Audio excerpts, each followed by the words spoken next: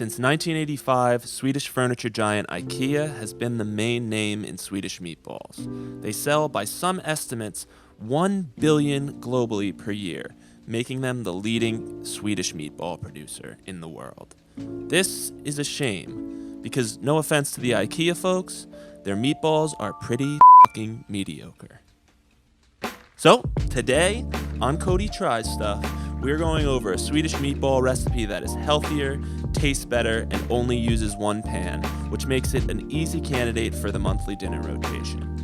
It's made with turkey, so you're getting a bit lighter of a meal, and it's got this beautiful herbed gravy, which will really take it up a notch. So, without further ado, let's get started. So before we start the video, I'd like to just take the time to acknowledge that this channel has over 600 subscribers right now.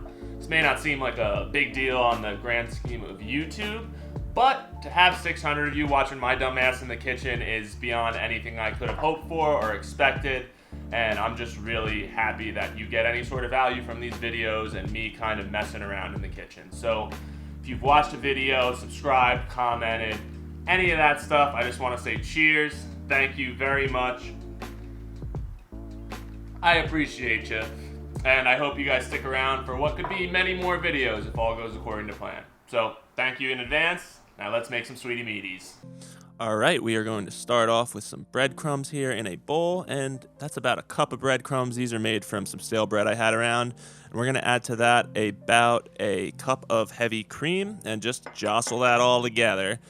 Add a little bit of nutmeg, some allspice, and finally some smoked paprika. It's kind of the secret spice in any of my dishes that I think just sends it over the edge. And give that a good jostling until it looks like wet sand like this. And then let that sit for about a half hour before you add it to a pound of turkey. And then add some sauteed onion and garlic to that as well. This is 1 small onion and about 3 cloves of garlic that I just sauteed in olive oil and butter. Mix everything together until it's all one color incorporated, and now we can start forming our meatballs.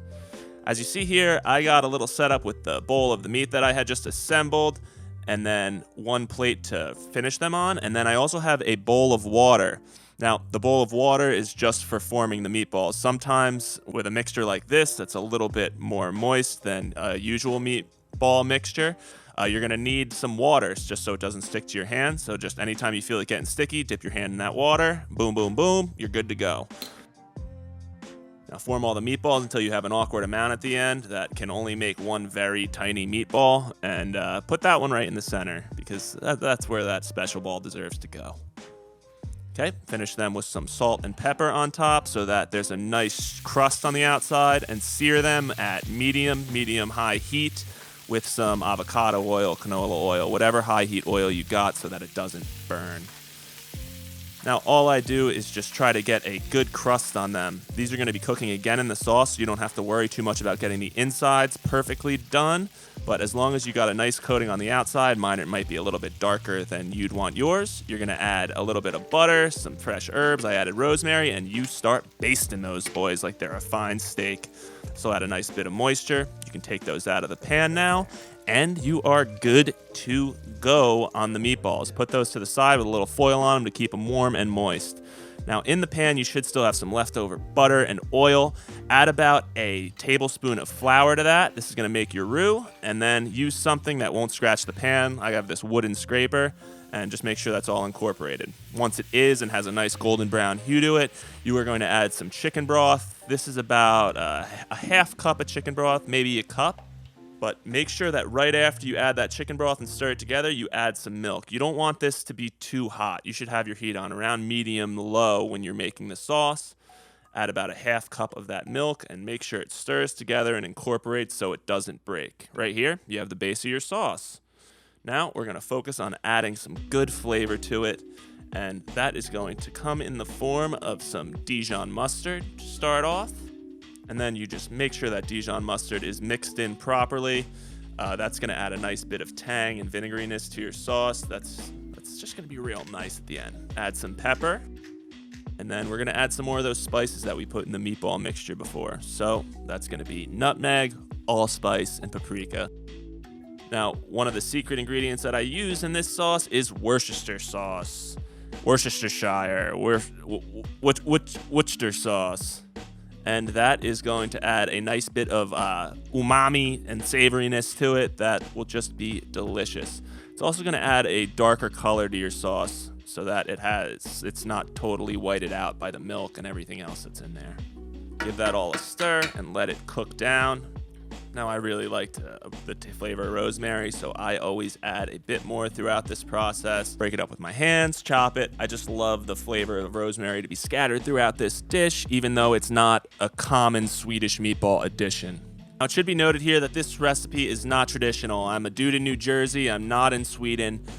This is just kind of something I've been working on for a year or two. We make it maybe once a month, and I just adjust till I find something I like. Now, once the sauce is cooked down, you can see that little foam coming aboard, showing you that it's cooking down. You can start tasting it, adjusting the seasoning, using your palate to figure out how you want this sauce to taste.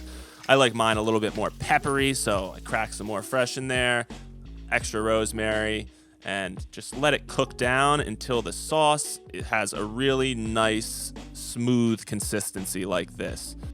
Now, one thing I always look for when I'm making the sauce before I put the meatball in is I scrape it with the spatula, and if it kind of trails behind, then I know I'm doing a decent job and that the meatballs are ready to add.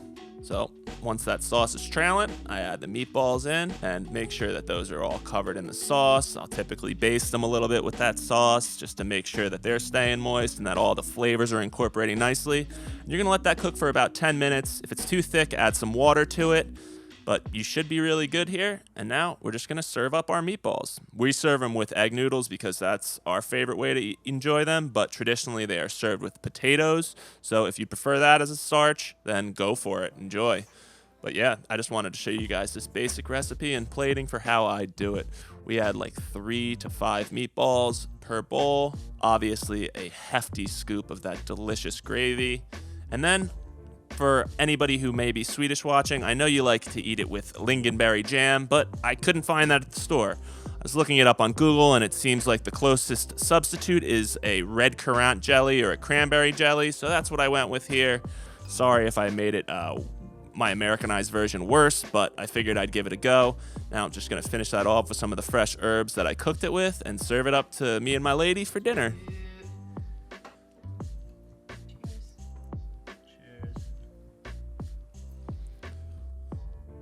Now, this is one of our favorite couples meals. It's really easy to make. You only use one pan, so there's not many dishes. So cheers to that. I hope you guys enjoyed as much as we do. And I hope you liked the video. Take care.